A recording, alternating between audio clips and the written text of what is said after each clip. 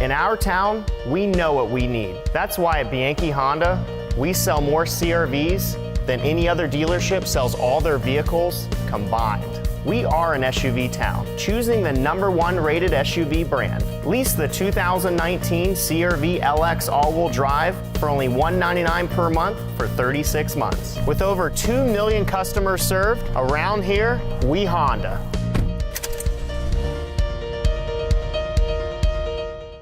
Time now for the Gannon Golden Knights Coaches Show. He is the head coach, John Reilly, 1-1 since we last spoke. Welcome back.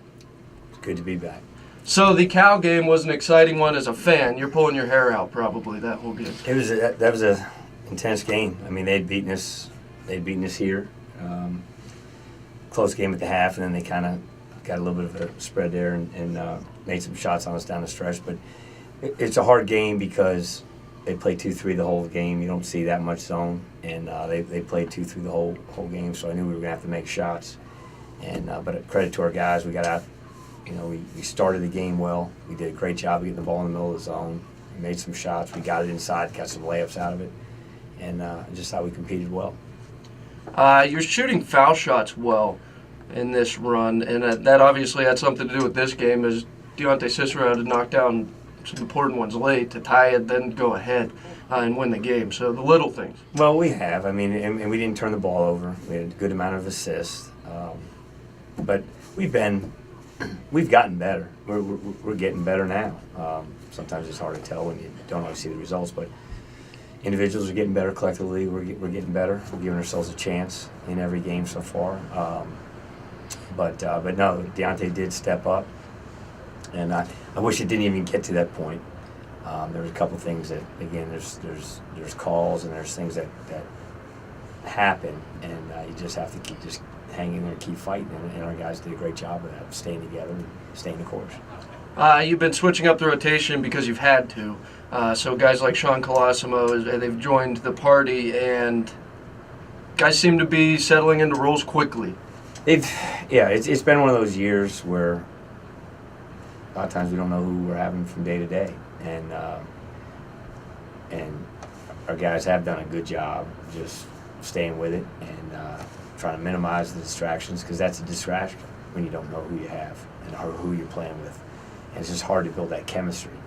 I mean, Sean didn't play a minute until near the end of that IUP game. Now, I'd been inching towards playing him just because he's been having good practices, and I gave a lot of guys other opportunities, and you know, sometimes if you get opportunities you don't produce, and somebody else is going to get an opportunity. And credit to Sean, he played very well against IUP, he played very well at Cal, played very well against Edinburgh, and he's helping us. He's coachable, he's taking charges, he's making shots, he's got good energy, he's playing good defense. He's really helped us.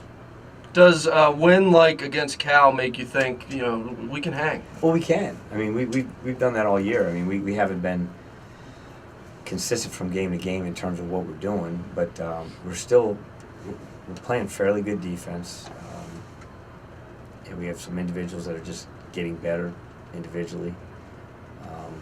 You know, our guys are giving themselves a chance in every game, and it doesn't always look pretty, but we're doing the best with what we have, and again, that's a credit to our guys' grit and toughness. Box score reads 74-67, the loss against Edinburgh. That obviously doesn't begin to tell the story. After regulation, you needed overtime to decide a winner. So that one was right there. Well, it's a game that the score was 61-59. We had the ball, and 20 seconds ago, whatever. And Matt Johnson drives it, takes a good shot, and you know, it's a fine line between winning and losing. And there was a million other plays that we could have made that could have ended that game in regulation. Again, Edinburgh, very good offense team, had 59 points with 5 seconds to go in the game. Cal, same thing, was in the 50s, you know, before it went overtime.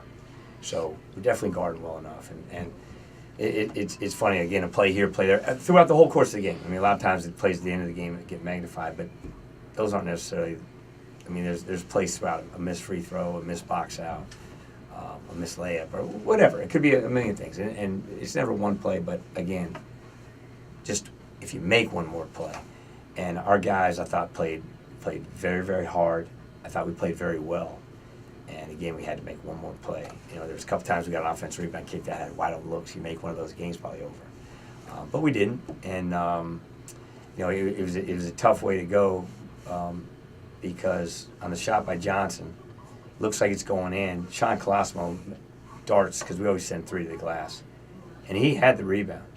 Problem was, it hit the rim one more time, threw his timing up, and it ended up in Staunch's hands. Again, quarter of an inch, Sean gets the ball, it probably races out, they foul him, whatever. Then as it was, they raced up the court, and it was kind of an interesting play. I've never seen it in all my years. They're saying he's bobbling the ball. First call is travel, which would have been our ball with 5 seconds to go in the game. But he got overruled, and it looked funny to me. But in hindsight, I find out that I guess you're allowed to do that. And we don't ever blame the officials. Again, there's a play we could have made, but we had our opportunities. The game shouldn't have went overtime if we finished it. But a credit to Edinburgh made the plays. They scored on the out of bounds play, and the rest is history. So. But again, our guys, I thought, played very hard, played very well. We were very upset that they didn't finish it because they really invested a lot in that game. It would have been a great week, but it's a fine line. Wednesday's game could have went either way. It went our way. I mean, sometimes it's just bouncing the ball. I mean, it's crazy how it goes. If the playoffs started today, you would be in. You've got the bye week Wednesday, and then you're back at the Hammer Mill, actually, against Mercyhurst for the final regular season contest. 2 things I wanted to mention that didn't happen within the span of the game on Saturday. 1, good to see Daryl Porter in attendance. Yes, it is. And he's been in concussion protocol, whatever you want to call it. But he popped through practice on Friday, and then he was there Saturday, and he's doing much better now. So what his status is, I'm really not sure. But we definitely missed him. But again, that doesn't factor in anywhere in terms, because you have to play with who you have. I mean, it's just the way the game is. But just having DP on the bench was great for us. It gave us a nice lift. I almost hesitate to ask this, so I probably shouldn't. But DP comes back. Does Sean Colosimo still see I'm not sure. Okay. Because we don't know. There's a lot that goes into play. If DP doesn't practice at all this week, I probably won't play him in the game Saturday. I won't play him because it's not fair to DP. And it's not fair to our team because timing is everything. Sure. So we don't know how it's going to go. I just want him, to be able to finish out his senior year. But and I don't want to put him in jeopardy's way either, in harm's way. And like I said, if you don't practice all week, to me, it's not healthy to play. Sure. Hall of Fame weekend. So there was a star-studded cast to be inducted here in 2019, and a couple basketball players or former coaches roamed the court. I wondered your thoughts on those guys. Well, Carrie Nolan, Carrie well. She married Tyler. And Carrie was just great. I don't know if there's ever been anybody in the gym as much as Carrie since she has left. And Kyle Goldcamp, Tyler was back, Mark Dempsey. We had a lot of our older guys back for him, but Kyle was just special to all of us, to the coaches, to the players. I mean, he just was special. His family, we're still very close to this day. And Kyle eventually is going to get a head high school job. But he just, that has to be, I think it's the best Gannon team to ever play here. That's just my biased opinion. Team probably should have won the national championship. Tough break in the Elite Eight. But when you talk about student athlete, he won the top academic award at the university.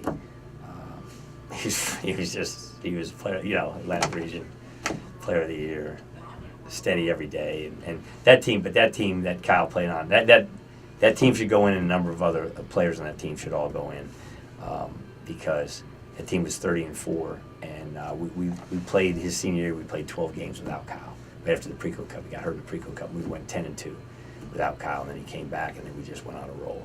And but just a great group, a great bond, the camaraderie, the cohesiveness. They were so tough. I can still have memories of the championship game of the Atlantic Region. People just, 2 hours before the game, they're just lined up around around the Hammer Mill. Those were great memories, and then Jerry Slocum, Coach Slocum. Obviously, I followed him, and you know, was just an excellent coach, and he's so happy to be out of it though. he looks like $1 million, you know. I mean, he's put his time in, and he's enjoying his grandson. His grandson's a very good player, and he's just enjoying that, and it's always good to catch up. Right there on the top shelf, it'll be the Gannon Hall of Fame plaque. I'm sure. Of all that hard work. Yeah, it's kind of hard to read those plaques up there. All right, Coach. What real quick? What do you do with the bye week? Anything different? How do you treat Wednesday? Monday, Tuesday, we're really working on us. We'll go out and watch Mercyhurst Wednesday night. I'll start watching them today. Coach Stark has them. Obviously, a very good team. I thought they really took it to us up there. I thought we played extremely poorly, but I think that was as a result of what Mercyhurst, how they played us. And so we have a lot to prove.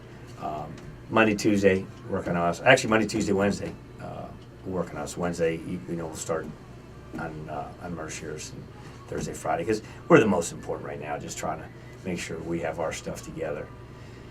In terms of how we're playing, in terms of how we're defending, in terms of what we're going to do offensively, and and then we will have a busy week after that. But it's sometimes a bye week can help you, and I hope in this case with Darryl Porter, maybe it can help us. Good stuff. Gannon Golden Knights Coaches Show. Appreciate the time. Hey, my pleasure.